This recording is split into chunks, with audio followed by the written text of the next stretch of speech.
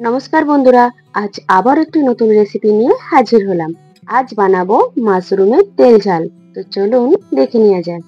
প্রথমে একটা পেস্ট বানিয়ে নিতে হবে। সেখানে দিতে হবে 2 রকমের সরষে, কাঁচা লঙ্কা, রসুন আর আদা। ভালোভাবে পেস্ট করে নেওয়ার পর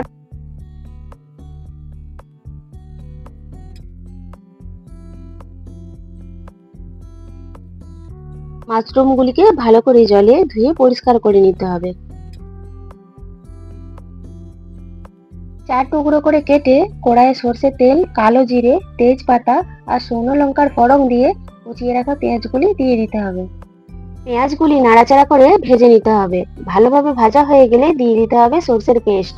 অল্প নাড়াচাড়া করে দিয়ে দিতে হবে হলুদ গুঁড়ো, কাশ্মীরি লঙ্কার গুঁড়ো, জিরে গুঁড়ো আর ধনে গুঁড়ো। তো ভালোভাবে মশলাটি কষে নিতে হবে। তেল ছেড়ে উঠলেই দিয়ে দিতে হবে কুচিয়ে রাখা টমেটো।